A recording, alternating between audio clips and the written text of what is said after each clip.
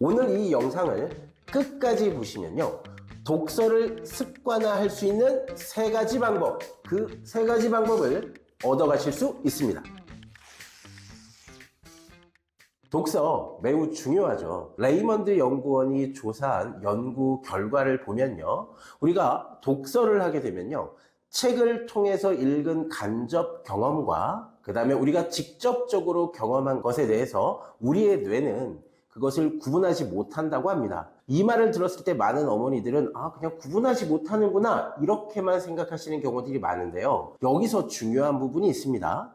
우리의 뇌는 독서를 통해서 읽은 것도 직접 경험으로 인지하고요, 실제 내가 경험한 것도 직접 경험으로 인지한다는 사실입니다. 그것이 학생들에게 어떤 변화를 주는 것이냐면요, 독서를 통해서 많은 의미를 찾을 수 있다는 겁니다. 의미를 찾는다는 것이 무엇이냐면요, 많은 학생들이 저에게 이런 질문을 합니다. 선생님, 공부를 왜 해야 되는지 잘 모르겠어요. 저는 특별히 꿈이 없어요. 라고 말하는 학생들의 전형적인 문제점은 바로 무엇이냐면요, 독서의 양 자체가 많지 않다라는 겁니다. 실제 성적이 상위권인 학생들은 독서의 양 자체가 많은데요, 그러한 독서를 통해서 어떠한 사실을 인지하냐면요, 자신의 미래에 대한 꿈, 내가 하고자 하는 것들, 그런 것들에 대한 의미를 독서를 통해서 찾을 수 있다는 사실입니다. 그래서 독서가 매우 중요합니다. 제가 한 가지 예를 들어 드리겠습니다. 어떤 한 아이가 생물이나 동물에 대한 독서를 많이 했다고 칠게요. 근데 그 아이가 어느 날 동물원에 갔습니다. 자기가 책으로만 보던 동물들이 그 동물원에서 막 이렇게 보게 되잖아요.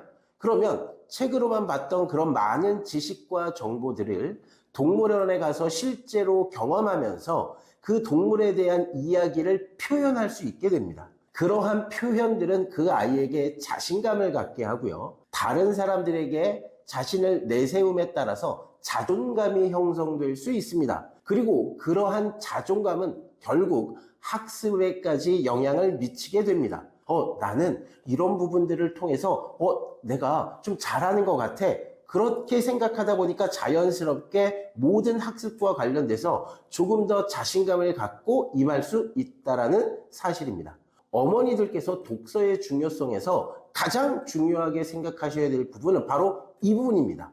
바로 독서를 통해서 의미를 찾을 수 있다는 사실입니다. 자, 다음으로요, 독서가 중요한 것은요, 독서를 통해서 우리의 뇌 발달뿐만 아니라 메타인지를 향상시킨다는 것에 그 의미가 있습니다. 자, 우선 뇌 발달 같은 경우에는요, 독서를 함에 따라서 우리의 신경세포인 뉴런이 서로 끊임없이 정보를 주고받고 함에 따라서요, 발달을 하게 됩니다. 자연스럽게 신경세포인 뉴런이 발달함에 따라서 아이의 집중력은 좋아지게 되고요, 글을 읽었을 때 글에 대한 정보의 흡수력도 매우 좋아지게 됩니다. 하지만 제가 중요하게 보는 것은요, 이 뇌신경세포의 발달뿐만 아니라 실제로 제가 가장 의미 있다고 생각하는 것은 바로 메타인지에 있습니다. 메타인지라는 것은 바로 무엇이냐면요, 우리가 학습에서 가장 중요한 자신이 무엇을 알고 무엇을 모르는지에 대한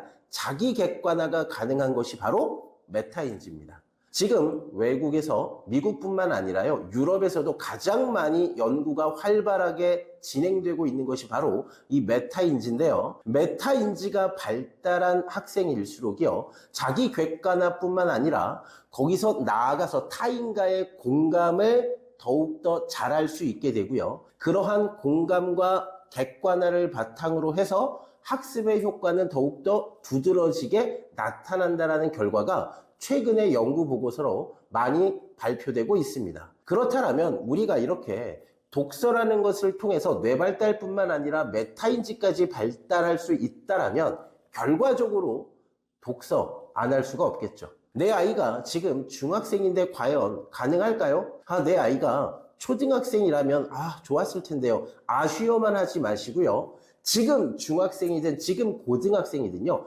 늦지 않았습니다. 지금부터 시작해야만 앞으로 아이의 미래가 달라질 수 있습니다. 자, 지금부터 제가 독서를 잘하는 방법에 대한 설명을 드리려고 합니다. 자, 독서를 잘하는 방법, 그 첫 번째는요, 바로 소리내어 읽기입니다. 워털루 대학과 도호크 대학에서 발표한 연구 결과를 보면요.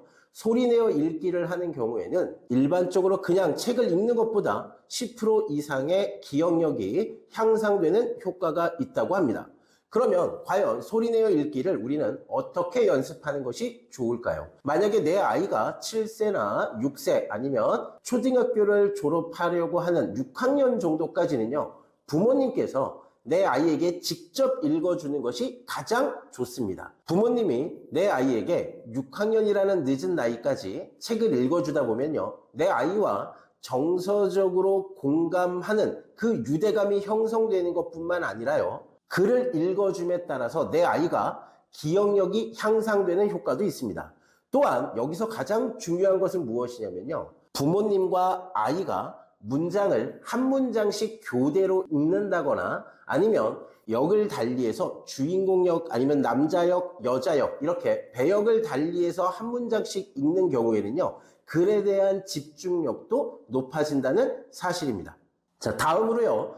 다양한 분야의 책 읽기와 함께요. 그 다양한 분야에 대해서 함께 대화를 나눠보는 것을 추천드립니다. 그리고 여기서 부모님들께서 꼭 해주셔야 되는 부분이 있는데요. 보통 어린아이들 같은 경우에는 글이 긴 내용보다는 짧거나 만화로 되어 있는 글들을 좋아하는 경우들이 많습니다.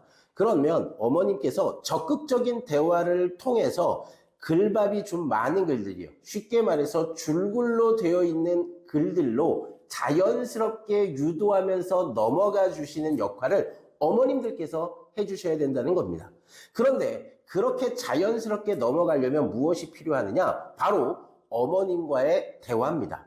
그 대화를 통해서 이렇게 줄글로 자연스럽게 넘어가다 보면요. 내 아이가 독서 습관을 형성하는 데 있어서 자연스럽게 자리 잡힐 수 있습니다. 마지막으로요. 내 아이의 독서 습관을 만드는 세 번째 방법입니다. 사실 저는 오늘 이 세 번째 방법을 이야기를 드리기 위해서 이 영상을 찍었다고 해도 과언이 아닙니다. 그만큼 아이의 독서 습관을 잡는 데 있어서 가장 중요한 부분이니까 지금부터 잘 들어주시면 감사하겠습니다. 자, 그 첫 번째로요. 바로 게임을 이야기 드리도록 하겠습니다. 첫 번째 게임은요. 끝말잇기 게임입니다. 끝말잇기 게임하고 독서하고 어떤 상관이 있을까요? 부모님들께서는 전혀 상관성이 없다고 생각하실 텐데요. 끝말잇기 게임은 무엇을 뜻하는 거냐면요. 책 속에 나와 있는 단어만으로 끝말잇기 게임을 하는 겁니다. 그러면 자연스럽게 책 속에 있는 많은 단어들을 찾기 위해서 책을 뒤적여 봐야 되겠죠. 그리고 그것을 기억으로 떠올리는 효과도 있습니다. 그래서 책을 바탕으로 한 끝말잇기 게임을 하는 경우에 아이가 독서 습관을 잡는 데 있어 매우 재미있어 하는 효과가 있습니다. 다음으로요, 핫시팅 게임이 있습니다. 핫시팅 게임은 뭐냐면요, 바로 내 아이가 글 속의 주인공이 되어서 어떤 생각을 했고 어떤 느낌이 들었는지를 이야기를 나눠보는 겁니다. 근데 주인공뿐만 아니라요, 다른 배역에 해당하는 역할도 해보면서 그 역할을 했을 때의 느낌과 생각과 이런 것들을 부모님과 함께 대화를 나누다 보면 자연스럽게 독서 습관이 잡힐 수 있습니다. 자, 다음으로요. 독서 체험학습 게임입니다. 이 독서 체험학습 게임 같은 경우는요. 저도 제 아이와 함께 하면서 정말 많은 효과를 봤던 것 중에 하나입니다. 저희 아이는 사실 생명 관련된 책 읽기를 엄청나게 좋아합니다. 그래서 저는 어떻게 했냐면요. 생명 관련된 독서책을 읽고 나면 그 책에 나오는 내용과 관련하여 식물원을 찾아가거나 했습니다. 이렇게 자신의 관심 분야와 관련된 부분의 책을 읽고요. 그 책 속에 나오는 내용과 관련해서 현장 체험학습을 할 수 있는 곳을 부모님이 함께 가주시면요. 아이의 독서 습관은 훨씬 더 빠르게 자리 잡을 수 있습니다. 자, 다음으로요. 가족 도서관 만들기 게임입니다. 가족 도서관 그러니까 뭔가 대단히 있어 보이는데요. 실제로는 그런 것은 아니고요.